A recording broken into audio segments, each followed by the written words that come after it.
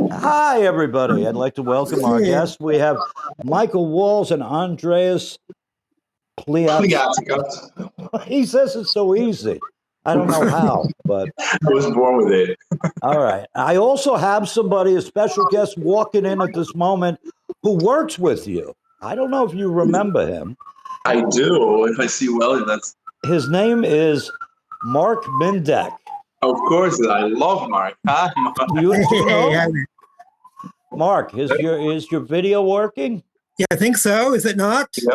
Okay, you look like you're in the dark there.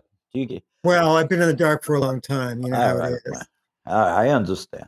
But what do you think about the team of Michael and Andreas here? What do you think? Incredible team. I love watching TV and going, oh, look, there's Andreas, or seeing a commercial. Go, oh, look, or going online. Go, oh, look, there he is again. It's really fun. It's really fun to see that happen because I usually deserves to be, to be shown, to be out there. I usually say, oh, fuck, there he is again. How do I get this role? But the two of you work together where? At the Metropolitan Opera House? Absolutely, yes. Yep. Yes. Could you tell me the details of that? Well, I got to dress Andreas in 2 shows. I dressed him in Turandot and also in Aida. And I've got to tell you a secret. Yeah, I've got to tell you a secret about him.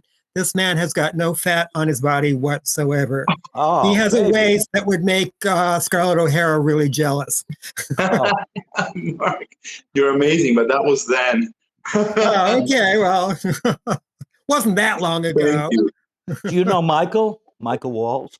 I know his face, certainly. I don't think we've met yet, but hey there, Michael. Did we run into each other on the street or not? We did, absolutely. Yes, we did. Yeah. I always run into Mark on the street. Pre-pandemic, I think. A while now, actually. It's been a while. I was supposed to go and participate in his class, jazz class, but I've been so busy that I haven't made it yet. Well, I'm glad you're busy. That's the most important thing. That's good. Class is always going to be there. Don't worry about it. Enjoy. Work. I keep on my Google Calendar, which is my lifesaver.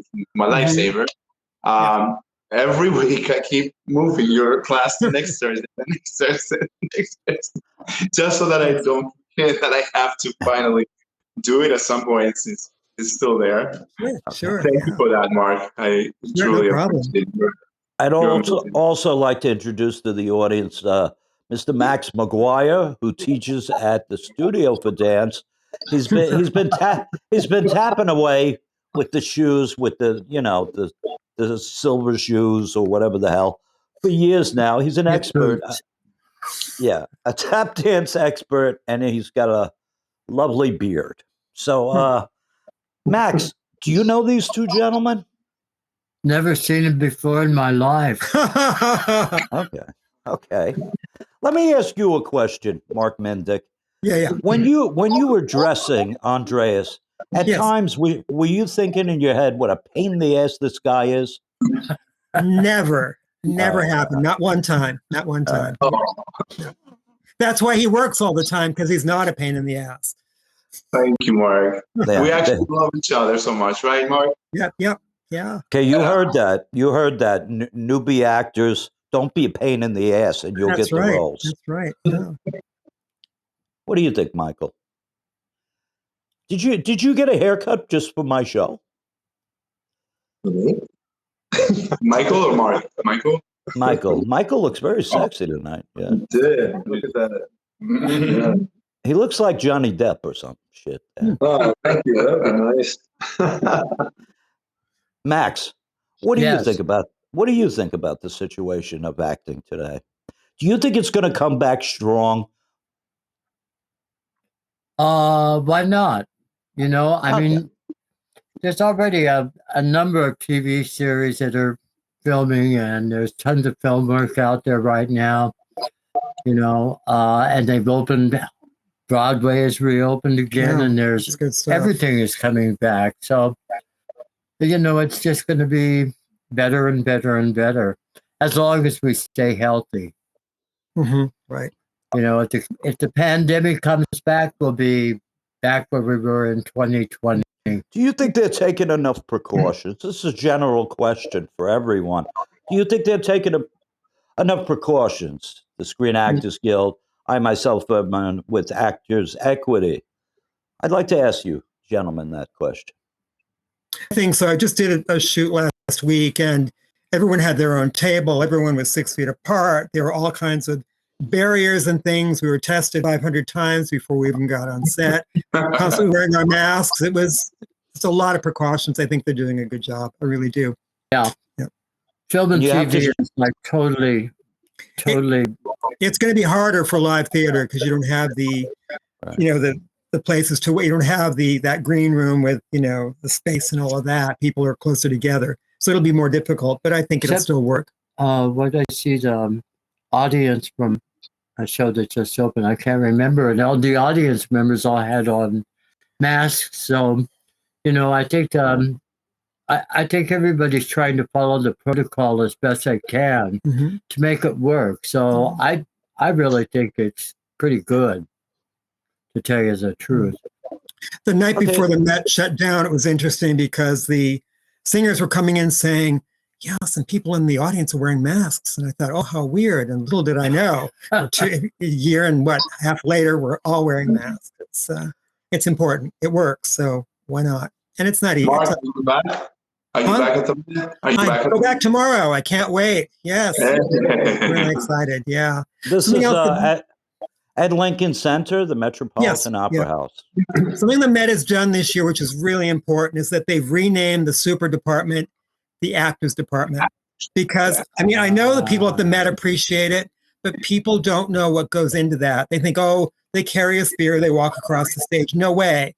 They are there at every rehearsal. They know the blocking. They keep the set looking the way it's supposed to get. The whole atmosphere, a lot of it is due to the actors on stage. And I'm really glad they made that change because nobody really knows what a supernumerary is, but everybody knows what an actor is, and they deserve that title. Although the word supernumerary was so cute.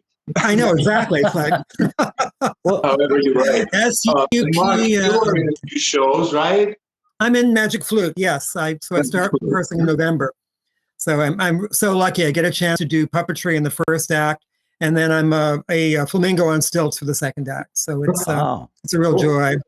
And I've been doing it since 2004.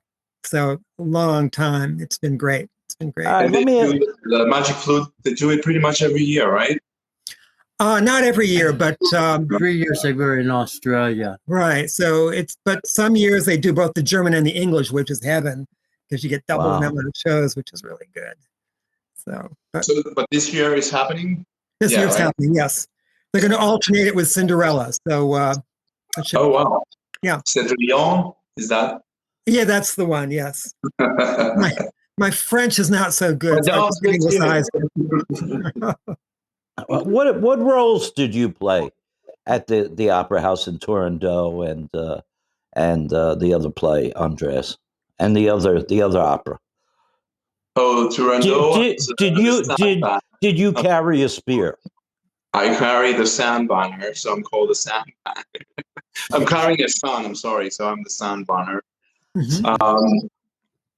We all have Chinese masks on, so you don't know who is who really, but if you see the sun, that's me. The sun holder, that will be.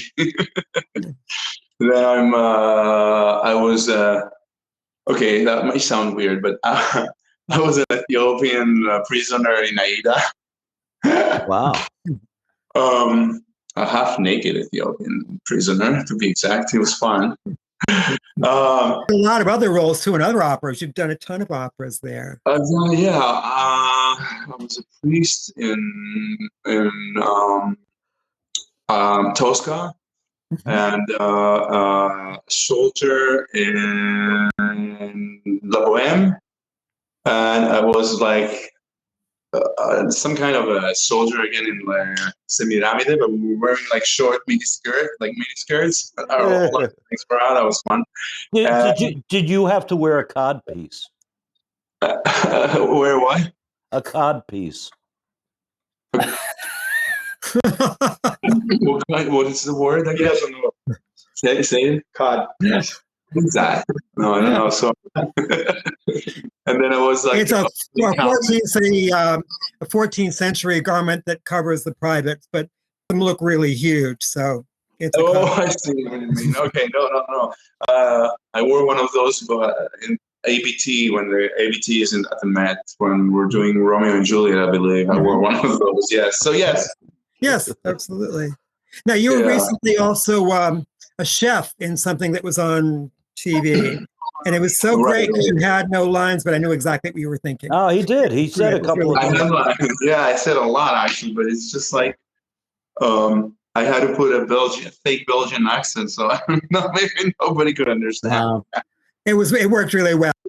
It was great. It was great to see you. It was called The Food That Built America, and it was on this History Channel, I believe. Mm-hmm. Yes. They had a whole series of the men who built America, the food that built America, the cars that built America, this and that built America. Yeah, and now they even made little shorter ones, like with all different names. Let me ask you a question. Jump right in here, Andreas. Could you duplicate that look you gave when you were studying the chicken nugget and thinking, maybe I could do something with this? Go ahead.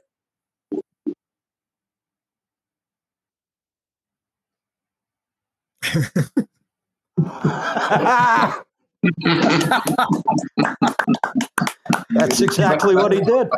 That's exactly what that would be called the method nugget, chicken nugget method. So thank you, Andreas. What about you? What about you, Michael? Could you study a nugget for me? Imitate.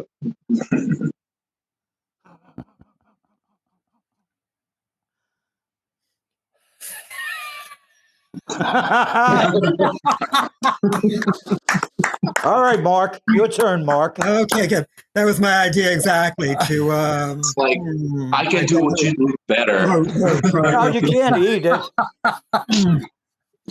What about you, Max?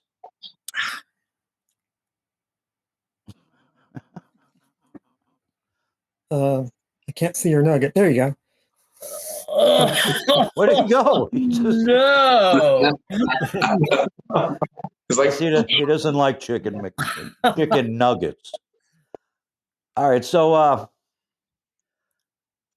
what do you think? Huh? But I created that. You created that as right. Who are you? You were Chef Emeril Lagasse, right? Chef René Aran. Yeah, right. That's it. So, now, what time frame was that? Was that the 50s or the 40s? What was I think it was more like the 70s. 70s. Or right. Yeah. Talking about the 70s, do you remember Studio 54, Andreas, and my good friend Johnny Depp, Michael? I remember them like from talks of people. I know it because it's famous, but yeah, I never went. You never went, right? No. What were you like? I was too young. I was too young. Yeah. You were younger then. I don't think they're old enough. They're not old enough. What was 6 years old? You could have been down there. You know who was down there when she was 6 was Melissa Rivers was there when she was 6. Who was that? Joan Rivers' daughter. Joan Rivers' daughter was there when she was 6. That makes sense. Yeah, it's Joan Rivers. Can any of you sing at all? I told you a story where I got a call back for a role because I'm a terrible singer. Can any of you actually sing? Professionally, I don't know. I sing in the shower. He can sing. Can he really? Professionally, but I would need. I mean, he claims that I sing well. So I guess maybe if I had some training, if I ever decided to get some training, I could do it. But it's got a nice voice. Yeah, thank you. But I would not dare to go on an audition and sing. Michael, could you sing the line, "Please give me some chicken nuggets"? Please give me some chicken nuggets. He just imitated me. All right. Max. Yes. What's going on with that beard? Are there birds in there now? Yeah, there's every now and then I have Mark like get rid of all the insects and the flies that live in there, you know, and then I make a nice dinner out of them. Oh shit! That's the actor's life. We've actually had an insect dinner here. Yeah, Not from 20 beard. years ago. No, that was 30 years ago. Wow. I can't believe it. I made a whole dinner out of insects, crickets and mealyworms, and what were the other insects? Do you remember? Those are the main two. That was, yeah. And this is before it became in fashion, correct? Well, yeah. But you know that what did they say?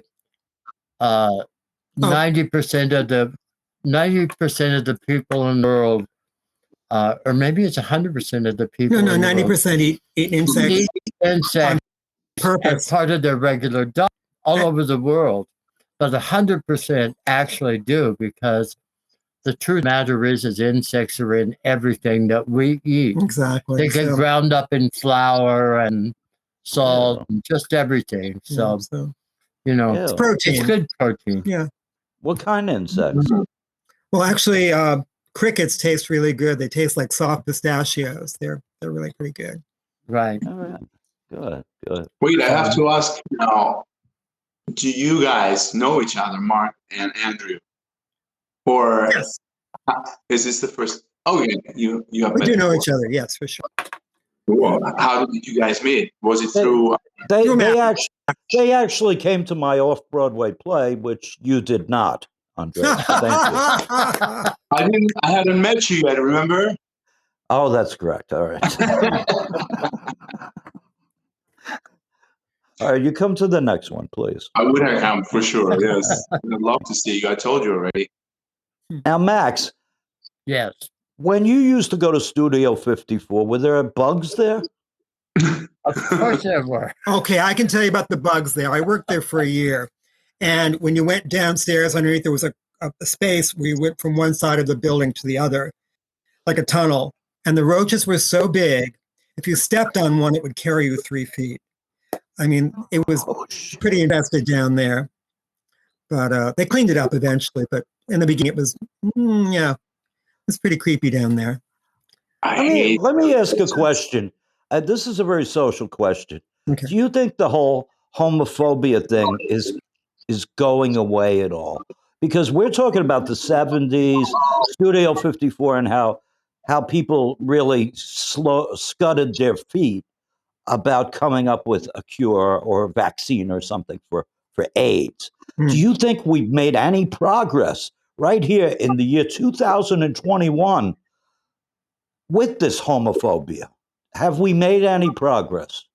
What do you think, Andreas? Obviously, I mean, some progress, yes, but we still have a long way to go, I think. Unfortunately. Yeah. I mean, I think younger kids now are more open to things than certainly when I was a kid. Forget about it. But I also think people are always going to be afraid of what they don't understand. And it's really stupid, but that's just the There's always going to be. I think it really depends on. Yeah. I think it depends on where you live. Yeah. Right, that's sure. Big city living is really. That was me. That was me back in the day. Oh my God.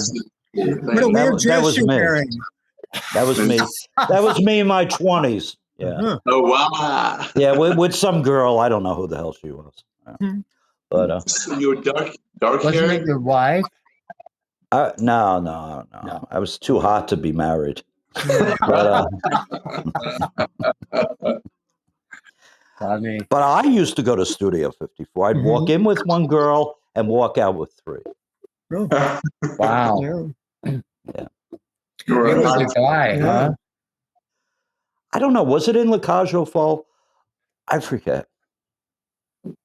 But it was a really fun time, I have to say. It was really fun being there. And just watching all the celebrities was really fun. And just getting on the floor dancing. I mean, it was, it could be as innocent as you wanted it to be or as wild as you wanted it to be. You made your choice. Right. Do you see our representatives, people that we vote for, some people, some of our representatives are still very anti-gay. Is that true or not? I don't know. I don't know for sure. Most likely. Okay. Are you talking about state representatives or Yeah. federal representatives? Yeah, of course they are. So be careful who you vote for, right? Be careful who you vote for, and be careful where you live. All right. So we have a section of this crossing over called the 3 questions. But there's we have such a mob dance tonight in here that we're going to limit the questions. But I jotted a few things up. And let me ask this question to Mark and Max. Do you think there's any purity left in show business, or is it mostly biz? Any what you said? Any purity, creativity, purity of. There's joy. There's joy in everything you do, and that's where the purity lies. Just in the joy of performing, and it could be in a parking lot, it could be on the Met stage, it could be anywhere, but there is that joy. I mean, there's a lot of biz going on too, but that joy is always going to be there, no matter what, no matter what's around you. It's true, I think, especially in live theater, like yesterday, Mark did a show with the Duke Ellington Orchestra, and he was quite fantastic on this, even though, it was a challenge. Great. It was a challenge. The music was fantastic, but the surface was really difficult. So, were you singing? I gotta tell you, it was dancing. It was so, awesome. Dancing on stilt. It was terrific. But the thing that was so great as a performer myself and watching it was watching the performers come out, because I could see when they hadn't really rehearsed the sequence of a number, and you could see the fear on the actors' faces, like, is this when I go out, or what's going on? And then going on stage and not really quite knowing how long they were going to be out there, what was expected of them. And it was just so joyful to watch, because it was live theater. It was like they were living on stage, and it was just terrific. Did they have any rehearsals, or was it like We had a couple of rehearsals, but they were in sections. Right. So, I mean, we rehearsed with the orchestra like once. And it's then really hard when you don't have enough rehearsals to know exactly what you're doing when you have to go on. So many of these guys were such pros. We had some jazz people that have been around forever, and they know their business inside out, and they didn't need any rehearsal at all. They just do their thing, and it's incredible. It was the younger people who were doing this that I was really referring to, that are working with Duke Ellington Orchestra for the first time. Wow. And you could see what's her name? There it is. All right, next question. I'll never mind. Yeah. I lost Michael, I'm going to ask you a question because you're too silent there. You're like Silent Bob all of a sudden. Michael, what would you not have changed about you for a part? What would you say, nah, this ain't changing on me? My hair. You wouldn't have it changed? No. Like I wouldn't color my hair for a part. I worked with somebody who would not do that either. So, why is that? Because when I decided just to go salt and pepper, I had to commit to that. It took a long time, and a lot of suffering. So maybe if it was for $1 million. Well. Okay, Andreas, would you change your hair for a part? Think about it. Not sure yet. Okay. It depends on the length. I'd wear a wig. Let me ask you a question, Andreas. This is a serious question. You were in The Food That Built America on the History Channel. What is the food that built Andreas? Oh. Greek food, obviously, like a lot of olive oil, and feta cheese, and Oh yeah. you know, Tomatis, potatoes, and what do you call it? Potatoes in the oven. What do you call them? Oh my god, I'm stuck now. Moussaka? Fresh oven lemon potatoes. And now I'm getting hungry for Greek food. Correct my pronunciation. Moussaka? Moussaka. Moussaka. You know what? But growing up, I did not used to eat moussaka because that was so difficult. Like, it was anything vegetable. I was like, oh, like now I love them. Now I love vegetables and moussaka, obviously. But yeah, I wouldn't eat it when I was little. Right, I was a little skinny kid. Like, I only ate certain things and say no to most foods. All right, this question goes out to everyone, basically. What advice would you give? See, I got these friggin' cards here. You do. Yeah. It's in my budget, these cards. What advice would you give an up-and-coming actor today? What advice would you say? Seriously. You're asking everyone. Anybody, all of us. Who wants to start? Never give up, ever. Okay. Well, no, I guess. I guess so. I would say, do not put up with any abuse, because yes, you are yourself. You are who you are, and nobody can tell you you're not. You something else, and that you cannot do what you think you can, what you know you're capable of. So do not ever let anybody tell you, what it is just saying to abuse you, basically. That's a really good point. Don't let anyone tell you can't do something. Mentally abused. Don't get any mental abuse from anybody.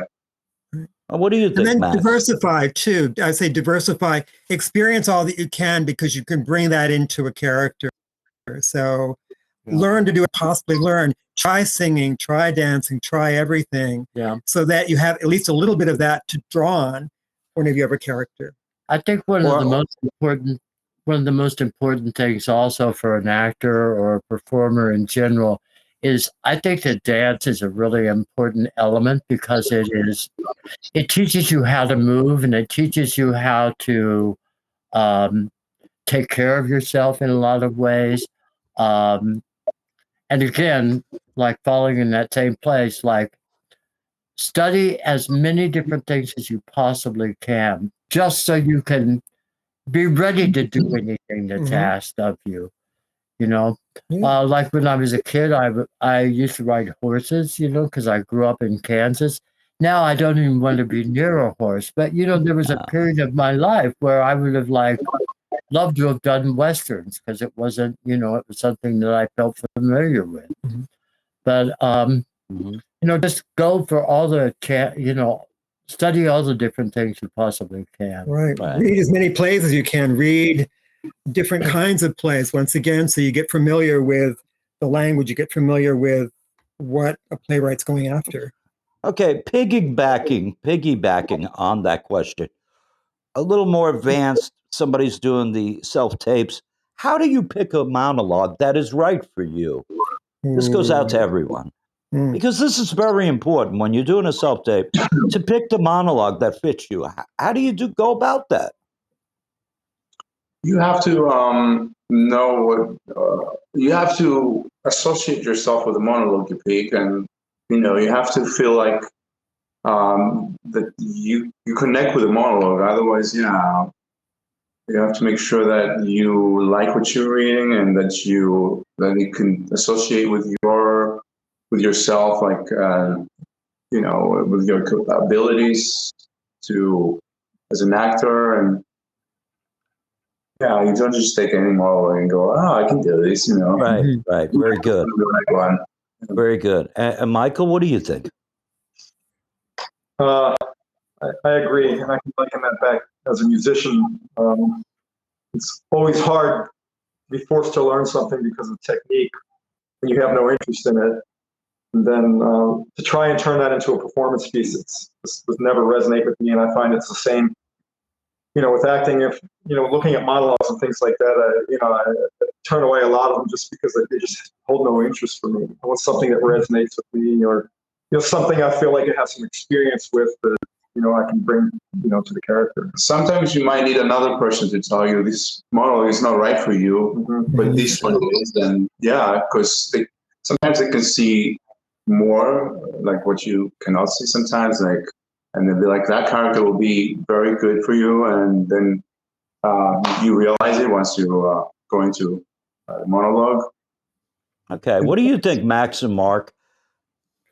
I think that it's, I agree with Andreas and Michael. It really is important to know yourself, and Michael, to know yourself and to look for material that really shows who you are and your range of acting. Also, there may be some times where you are asked to audition for something that isn't right for you. But if you want the job, you make it right for you. And that's where you have to, have that willing suspension of belief in yourself, and present the character. Right. So you're bringing up a good point. It would be advantageous to pick a monologue that fits the character that you are going after as well. Absolutely. That makes sense. That makes sense. And it's good to study still, all the time throughout your career, to study with people. All right. I got one final question. We're gonna. What did you want to say? Something? I'm sorry, Andre. I said 100%. He just said, like, always study. Okay. What Max said, I agree with that 100%, and that you have to keep on studying, and no matter what, no matter your experience or whatever, you always need to get. Okay, I'll say 95% on that. But, all right. The final question. The final question, and then it's kind of a wrap. This goes out to everyone. It's a very important question. It goes into the psychology of the actor. Do you watch yourself on TV or the movies? How do you feel when you look at yourself? If you do. I don't watch myself. I was just like, I hate watching myself. I don't know why. I always judge myself. Me too. Yeah. What do you think, Michael? What do you think, baby? I think everybody's going to judge themselves, but I look at it from a point of view of how could I have done this better or differently, or if it's a year later, 2 years later, I definitely would think I would have made different choices. But it's it's good to watch too, so I don't have a problem with it. It took me a while to get there, but now it's educational. All right, because I still have I'm a little. I don't really want to watch myself, although since I'm not in a lot of things. But Max and Mark, I'm going to go back to you with this question. How do you feel when you look at yourself? I agree with Michael. It's educational. It really is. It makes you can learn so much from, and sometimes it's painful, and sometimes it's pretty good. You just never know, but you always learn something from it. So I think it's a great thing to be able to do. The older I've gotten, easier it is to watch myself because, again, because your eyesight isn't so good? Because my eyesight is not so good. That's a point well taken. But the other thing is I know myself so well now that I can forgive myself for mistakes that I make. And I realize that it's only a tool to learn to improve upon what I see. Okay. But do you ever look at yourself and say, what was on my fucking mind here? Oh, sure. Yeah. Absolutely. Absolutely. That's part of the learning process. Okay, so to these younger newbie actors, don't be so rough on yourself, right? When you see yourself. Right. Yeah. You shouldn't put it gets, what is it? It gets better. It gets better. It does. Absolutely. Yeah. No reason to be harsh. So Yeah. All right. Does anybody want to have a closing argument? Since we're in a courtroom here. But does anybody want to say anything to end the show? Maybe I can add to what we were saying. Even like I think even like the biggest actors, when they see like the first roles, they always like like so it's there, it's everybody. So every artist has that reaction. So don't judge yourself. Part of growing. Oh, you're so sweet together. I want to give you a big mass hug. Max and Mark, what about you? Any closing statements before we end this?